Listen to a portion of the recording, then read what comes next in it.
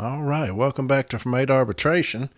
And today's episode is going to be dealing with toxic coworkers. It's one I have been running from forever. I have not wanted to do this one at all. And it's by far the most requested one that when people write me requesting episodes, this is by far number one. A matter of fact, I have dealt with this a lot with people that have emailed me talking about toxic coworkers, how to deal with them, and we've tried to help you on that. So I'm just going to do an episode on it. I don't want to. I hate that I'm having to do this, but there's a lot of chatter out there. I see a lot on Facebook about toxic coworkers. Because really, it's not my responsibility as a shop steward. I shouldn't have to deal with this as a shop steward. This is management's responsibility that they're going to avoid at all costs. Management doesn't want to deal with toxic coworkers any more than we do. But I've had them. I've had toxic coworkers before. The best day of the week is on their non-scheduled day when they're not there. I don't know if y'all have those in your station where, you have that coworker that everybody in the station is thinking, if somebody was ever going to come in and do something, this is him or this is her. If we're going to be in the news one day. You ever had those coworkers like that? And management will do nothing about it. So today we're going to deal with the toxic coworker. What we need to do as shop stewards, because as shepherds over our flock, which is our brothers and sisters, we're supposed to protect all of them, right? Even that one. We're supposed to protect all of them. If the one strays, what do? You go and get it, bring it back. Every time it strays, you go and get it and you bring it back. We cannot sacrifice the rest of the flock for that one. Always remember that. The rest of the flock is hurting when you have that one toxic coworker. The two things that are the most difficult to me to deal with as a shop steward, and I've dealt with both. That employee that is addicted to drugs and alcohol, because you're in it emotionally with that individual. You are that buoy in a hurricane to them. You're the only thing in their life that is there to help them at that time. A storm is raging around them, and they are lost as they can be. And you are that one beacon, the one buoy that they can latch onto to help. And it takes a lot out of you, man. If you've dealt with that employee that is on is addicted to drugs or alcohol, you know what I'm talking about.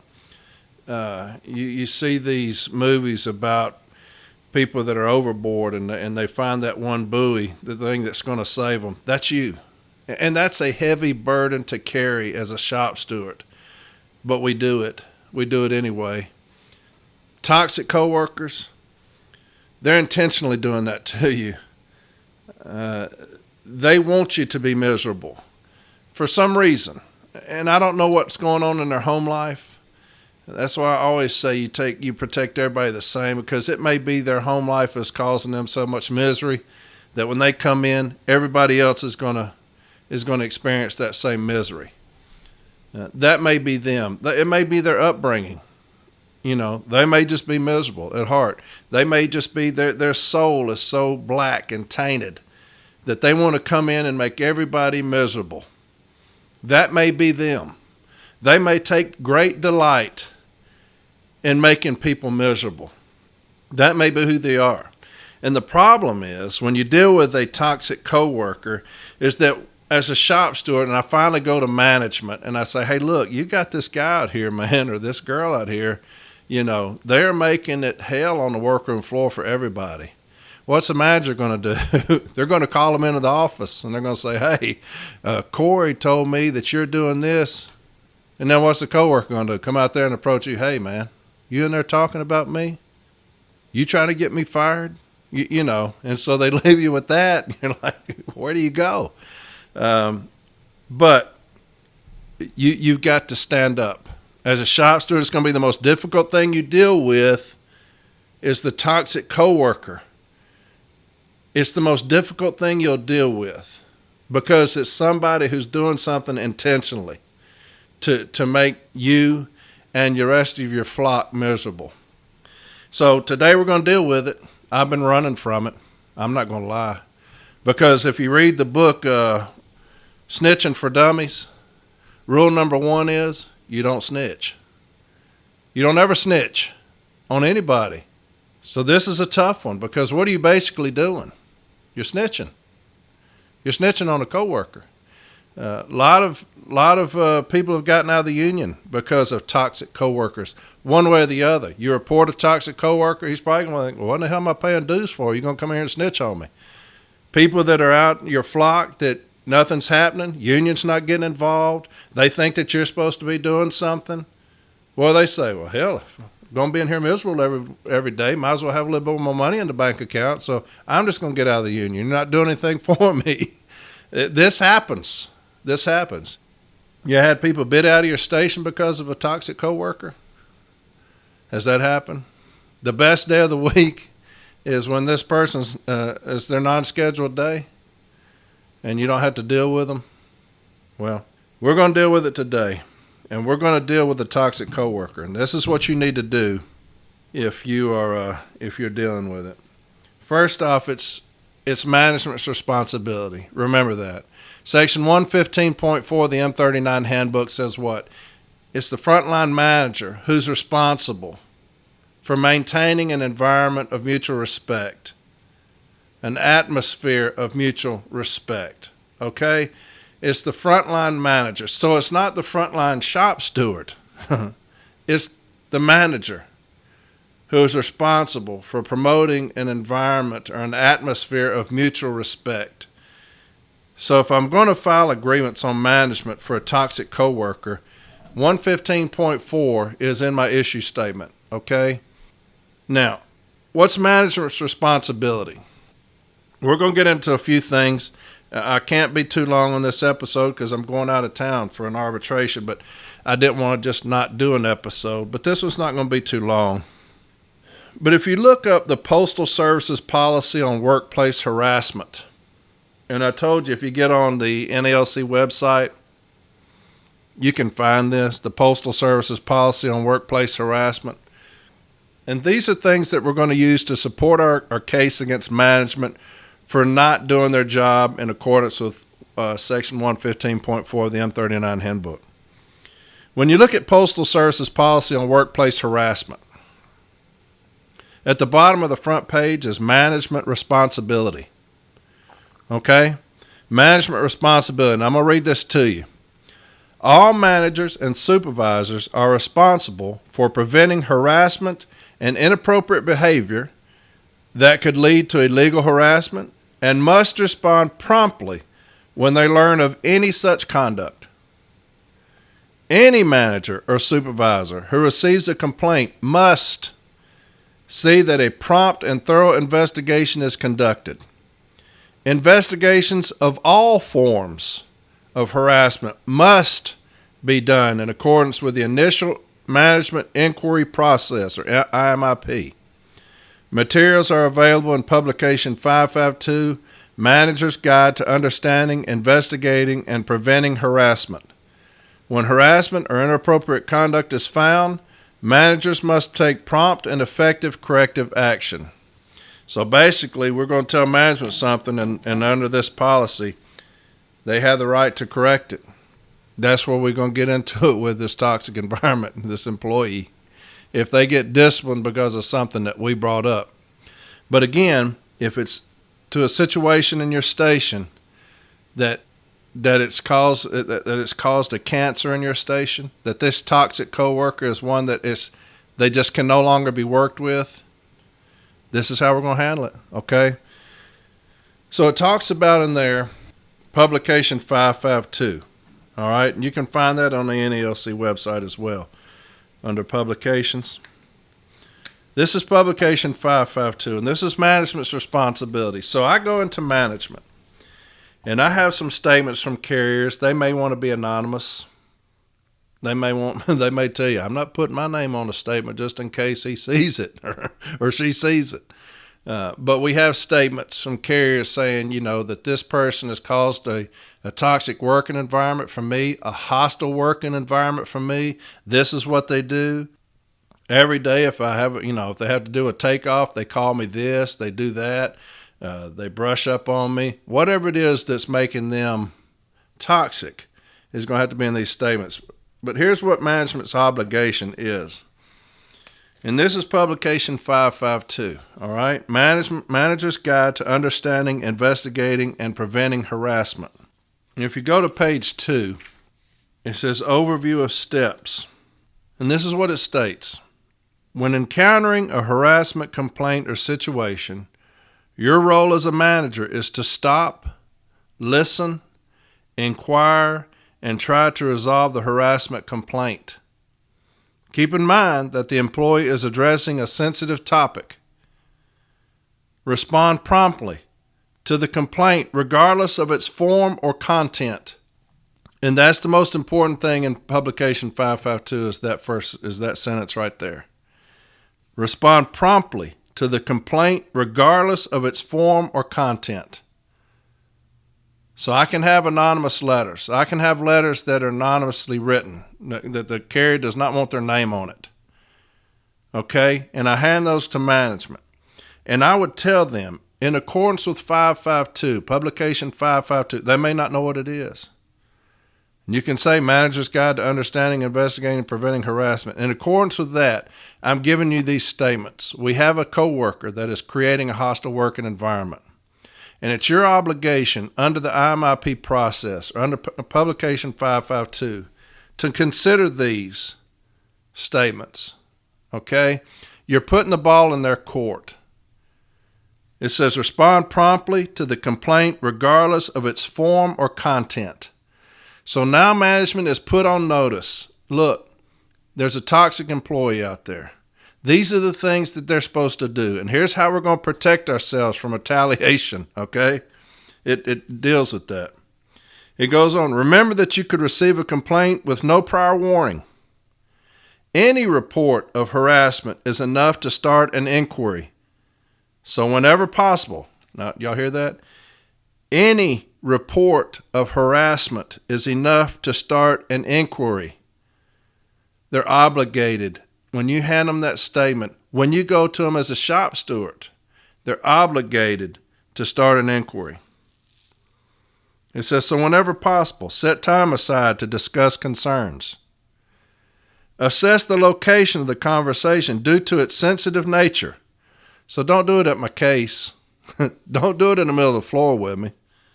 Be aware of your surroundings and the effect of the environment can have on an individual's willingness to provide information. Briefly review the information, policies, and procedures surrounding the issue being discussed. Advise parties of confidentiality rights and their limitations. Discuss your responsibility in handling the complaint. Advise the alleging party that he or she has a right to report any inappropriate conduct without fear of retaliation, and that you take harassment and allegations of harassment seriously. I don't know if y'all have ever approached management before and they're dismissive, but I would print this out and take it to them. I would say, these are your obligations to me and to the people out on the workroom floor, is publication 552. And I would go over it with them. If they don't want to listen to it, when you file a grievance under Section 115.4 of the M39, you'll also say via Article 19, Vehicle Postal Services Policy on Workplace Harassment, and that will incorporate this IMIP and have that in your contentions, the IMIP, the publication 552, okay? It goes on, number 2, to obtain the information, and it tells them what to do there. Number 3, begin the IMIP process, and it goes over all that with you. Number 4, evaluate information, and I'm not going to read this whole publication to you, but it talks there about what you do. And then number 5, plan of action. Then you have a follow-up. But it's got some pretty neat stuff in here on the publication 552. Then it'll go into understanding harassment. Purpose of this guide. This guide provides you, the manager, postmaster, or supervisor, with a definition and examples of workplace harassment, including harassment that is illegal under federal discrimination laws, information on costs and effects of harassment in the workplace, investigating action you must take when you receive allegations of harassment or become aware of harassing behavior, action you must take to stop any harassing behavior found in your investigation, and the follow-up and appropriate corrective actions you must take. So if you have a toxic coworker, I would get online, and if you have the capability of printing, print this out and read it. Publication 552. If you don't have a printer, just read it online, and you'll educate yourself on what management's supposed to do, their responsibilities when it comes to addressing a coworker that is creating a hostile working environment. It says definition of harassment. The term harassment is commonly used by the general public and is also defined by law. Federal laws and the laws of each state define harassment, resulting in many different definitions. Because of this complexity, it is difficult to come up with a standard definition of harassment that is correct in every context. However, in general, harassment is unwelcome behavior directed at an individual, which the person finds offensive and harmful, and that a reasonable person would view as unwelcome or offensive. Workplace harassment includes personal interactions characterized by bullying behaviors. Do y'all have that? Personal attacks. Is that going on? Acts of intimidation or threats. Do y'all have that in your toxic coworker? And behavior that may humiliate, embarrass, and belittle others. Harassment can take the form of verbal comments, actions, gestures, and displays. Usually the offensive behavior occurs often over a period of time. Is that happening in your station? Get you some statements. Go to your manager, go to your supervisor, and tell them, I'm putting you on notice in accordance with this Postal Services policy on workplace harassment. I'm putting you on notice that we have a coworker out there that's creating a hostile working environment, that's harassing letter carriers, and this is what they're doing. So I'm putting you on notice. So I'm asking that you start an IMIP in accordance with publication 552 and see what they say. If we have to grieve it, we'll grieve it. Okay? But you've got to put the ball in management's court. That's where this is going to be handled. You're not going to be able to handle it. You've got to put it in management's court, okay? It talks about costs and effects of harassment. Research indicates that 1/3 to 1/2 of all stress-related illness is attributable to bullying in the workplace. Even basic incivility has an effect on the workplace. For example, one study shows the following responses of 775 people who were targets of incivility at work. Incivility included rudeness, insensitivity, and disrespect inflicted by another worker, the instigator. 28% lost work time avoiding the instigator. 53% lost work time worrying about the incident or future interactions. 37% believed that their commitment to the organization declined. 22% decreased their effort at work. 10% decreased the amount of time they spent at work. 46% contemplated changing jobs to avoid the instigator. 12% actually changed jobs to avoid the instigator. Does that sound like something that's happened at your work? Looking at your coworkers? Just to stay away from someone who's made a toxic working environment? It goes on, harassing behavior is unprofessional. Postal Service managers, postmasters, and supervisors are responsible for setting the parameters of appropriate behavior at work and for addressing inappropriate behavior by their employees. Did y'all hear that? Postal Service managers, postmasters, and supervisors are responsible for setting the parameters of appropriate behavior at work and for addressing inappropriate behavior by their employees. It doesn't mention shop steward in there at any time. Successful managers, postmasters, and supervisors do not harass, bully, or speak to employees in a condescending or threatening manner. Successful managers, postmasters, and supervisors lead by example. They stop and correct harassing and inappropriate behavior by their employees. Is that happening? Is management stopping? I'm going to say that they haven't, or else I wouldn't be doing this episode. It goes on page 8. Your role as management. As Postal Service management, you must avoid behavior that could be interpreted as harassment, lead by example. Now, this publication 552 is one that we always use against management when we're doing joint statement cases against management. That's why I know of it. This Postal Services policy on workplace harassment, these are things that we always used against management when we're dealing with violations of the joint statement. But it's also going to help you when dealing with a toxic coworker. They go hand in hand. Identify and stop workplace behavior that could constitute harassment. Respond promptly and appropriately to those who come forward with complaints of harassing conduct. And these are things that I would show management when I go in there and I tell them about a toxic coworker.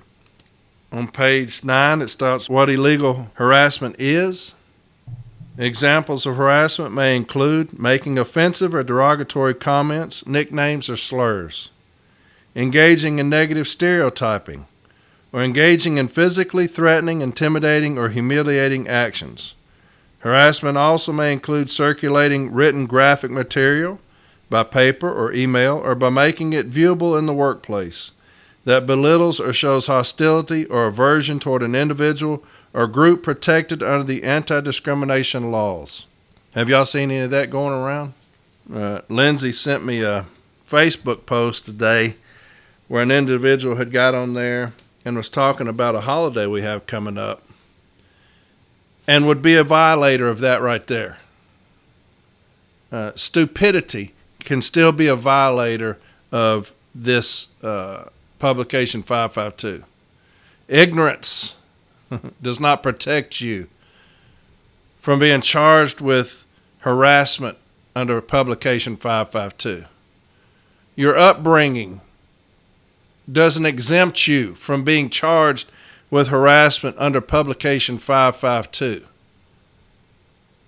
When you stereotype a group of people and you put it out there for the world to see, you can be held accountable under harassment under publication 552. Okay? It goes on page 10, hostile environment harassment. Definition and examples. Hostile environment harassment covers a broad range of behaviors and situations. It is most often defined as a pattern of continuing unwelcome behavior that unreasonably interferes with an employee's work performance or that creates an intimidating, hostile, or offensive work environment. Examples of behavior that could result in a finding of hostile environment harassment include using racially derogatory words, phrases, or nicknames, telling jokes or stories with national origin themes, displaying posters or symbols offensive to individuals of a certain race, sex, national origin, religion, etc., making derogatory or intimidating references to an employee's mental or physical impairment, applying pressure for dates, making offensive remarks about a person's looks, clothing, or body parts, whistling or catcalling, using sexual innuendo, spreading false rumors about a person's sex life, blocking a person's path, following a person continually. Keep in mind that behavior which is not necessarily sexual in nature, but which is nonetheless demeaning or abusive towards members of one sex, may also constitute hostile environment harassment. And we're just going to keep going down through here because some of y'all may have never heard of publication 552. On page 13, enforce policies. Take every incident or complaint seriously. Do not ignore harassing or improper behavior or believe it to be only a personal matter between the alleged harasser and alleging harassee. Conduct harassment inquiries promptly and where necessary take inquiries to the next appropriate level. Stop all inappropriate behavior right there, okay? If you go to a manager and you tell them, hey, look, we've been dealing with this coworker for quite some time. The carriers are fed up with it. I'm fed up with it. I've got to protect my flock.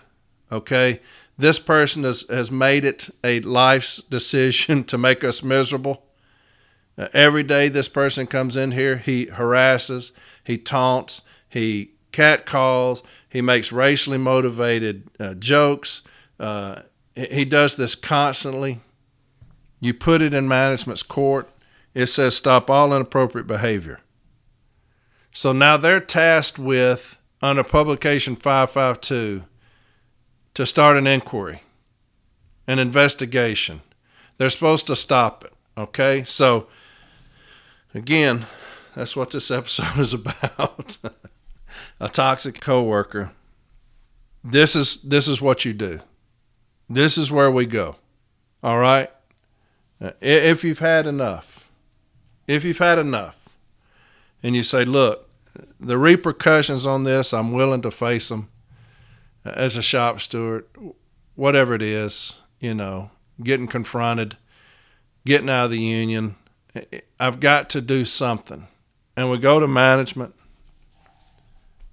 Make sure you educate yourself on 552. Are these things being done? Is management handling things in accordance with Publication 552? And here's things that we ask for when we do joint statement cases. And management has been put on notice through statements, through grievances, through resolutions. This part right here where it says, it's on page 13, confer with and inform the manager, human resources in your local district or area office for headquarters and headquarters field units, the next higher level manager, of any harassment allegations and inquiries. If human resources personnel or others conduct an inquiry or investigation, stay informed of their progress. It is your responsibility to ensure that any inquiry or investigation is brought to appropriate closure. So anytime you take it to management and you say, look, we have a toxic coworker. We need you to start this process. In a day or two, I would ask them, can you show me where you have contacted HR, head of HR? You can put in an information request. So I want to see email transmission, anything showing that you contacted the manager of human resources about this allegation. You can do that. And that'll keep them from just stonewalling this thing or dropping it. Because we pass the point of no return when we go to management about a coworker, right? It's the ultimate no-no. But we've passed the point of no return when we go to a manager about a coworker that has caused a hostile working environment for my people. It is on page 14. It says, it is very important to let employees know that confidentiality will be maintained to the greatest extent possible. There's another part. If you go to management and then the carrier immediately comes to you about going to management, file a grievance on management immediately. All right? And I would say as a violation of Article 19 via Publication 552, where it says it is very important to let employees know that confidentiality will be maintained to the greatest extent possible, I'd file a grievance on them for doing that. How else would this employee know that I went to management if management didn't tell him I went to them? File a grievance on it. It says, however, it is equally important to remind them that at certain points in the management inquiry process, and if applicable, the EEO process, it may be necessary to provide information that will identify the harassee, harasser, and all witnesses to officials such as the manager of human resources, EEO alternative dispute resolution specialist, and EEO investigator. But that's two different things. If you go to management and the guy or the girl immediately comes to you after that meeting, then they violated that section of 552. And then it just goes over the initial management inquiry process. I'm not going to read all this to you. There's still a bunch left. There's several pages. It is the IMIP process. Get that. Look at it. It's going to help you with joint statement cases as well, because this is what we're going to hold management accountable to. But get those things and look at them. Told you it's a brief one, but that's where we're going to go when we're dealing with a toxic employee, a toxic coworker, okay? When we're dealing with that person that they're just not going to correct themselves. They've made it impossible for your coworkers to come to work and have a good day. The hostility that they bring into the workplace is unbearable. People are missing work. They're bidding to different stations to get away from them. You're constantly having to worry about your back. Is this person going to come in and do something? It's management's responsibility, but management is not going to initiate anything. As a shop steward, it's not my responsibility at all at any time period to do that. I read that to you. It's management's responsibility. But as the shepherd to my flock, as the shepherd to my sheep, I'm going to have to take on that responsibility, unfortunately. I'm going to have to take on that responsibility to address a toxic coworker. And so that's how I do it. I go to management and I say, hey, look, in accordance with Publication 552, I'm bringing a complaint to you about a toxic coworker. This is what's going on. If you have statements, provide them at that time. If you don't, I've just read it to you, you don't need one, you've now brought forward a complaint. And you can say, under Publication 552, I'm making you aware of a toxic environment out there and who's creating it. What are you going to do about it? If anything other than this happens, grieve it. We've passed the point of no return, like I said. I'm not going to go to management and then be shellacked by some toxic coworker because management failed to do their job. I'm not going to let it get to that point. If we file a grievance on management for not doing their job as far as investigating a toxic coworker. So those of you who wanted to know what do we do about a toxic employee, a toxic coworker, that's what we do. I've kicked this can down the road far too long because I hate the thought of my people going to management on our people. I just do. I hate the thought of snitching, which is what it is really. But like I said, we're shepherds over the whole flock. I can't justify all of my people being miserable because of one. I just can't do it. I can't do it. And I get that. I've dealt with it before in my station, the toxic coworker. I've dealt with it. I dealt with it a different way. And, I wouldn't recommend it to anybody, but I dealt with it a different way. But you and your stations, go to your manager, go to your supervisor and say, hey, look, we've got an individual out there that's creating a hostile environment. These are the things that are going on. In accordance with Publication 552, I'm putting you on notice. And what are you going to do about it? If they've never heard of Publication 552, have it with you and say, here's Publication 552. They should do something immediately.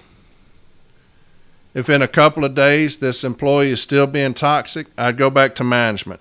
And I'm going to say, I'm fixing to put in a request to see everything that you've done as far as Publication 552.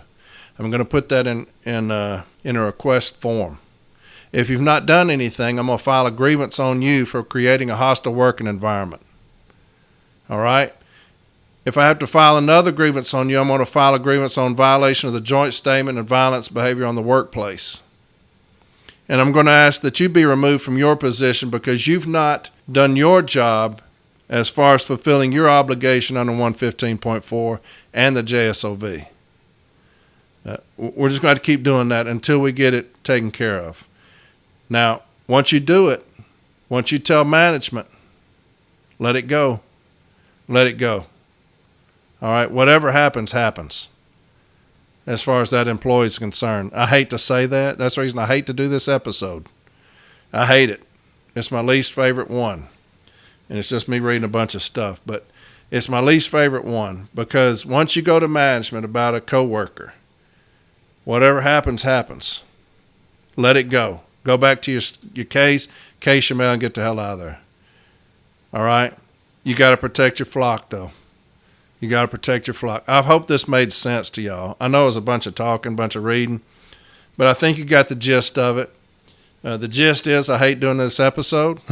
It's my least favorite one out of all the 50-something because I do not agree with snitching. I just don't. But if it comes to that time, and obviously through the people that I've talked to and I've tried to help, some stations it's past that point. Okay, you've got people bidding out because of this employee. You've got people that don't want to come to work because of the employee. You got to address it. You have to. So go to management one more time. Go to management and tell them that you've got an employee out there creating a hostile working environment for the other employees. You put them on notice in accordance with Publication 552. That's your requirement. The Postal Service's policy on workplace harassment, you can take that in there. It's the bottom paragraph on it. Read that. What are you going to do about it? And if I have to come in here again because of it, I'll be coming in here with an 8190. Because I'm tired of my people being miserable. All right? There's your episode, Toxic Coworker. I hate it. I hate this episode, but I get it. I do. Like I said, I've dealt with it before. I dealt with it in a different way that you cannot. I didn't do anything illegal, but, I addressed it in my own way and corrected it. But you do it through this process here to keep yourself safe. Do it through this process here, okay? Publication 552, Postal Service Policy on Workplace Harassment, Section 115.4 of the M39 Handbook. Those are the three things you're going to need. Get on from aidarbitration.com. Jeremy will have all those things up for you. You don't have to look them up. Jeremy will have all these things up for you there on from aidarbitration.com. Go to this episode. He'll have those things listed for you. You can pull them up, read them right there, okay? Remember, Facebook page, from Aid Arbitration, the Facebook page. Lindsay's doing a fantastic job on that, man. She's putting up some great stuff.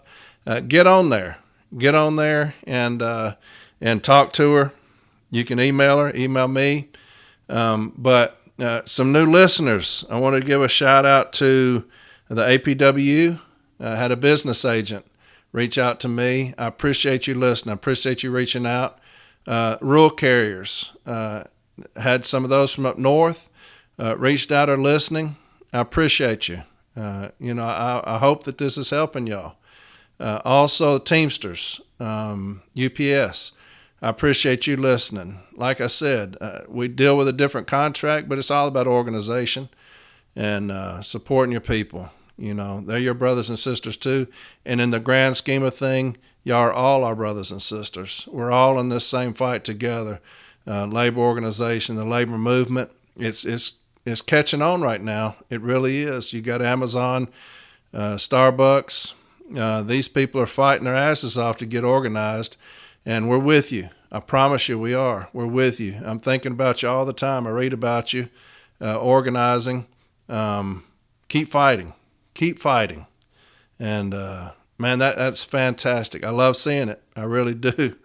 But there's your episode, Toxic Coworker.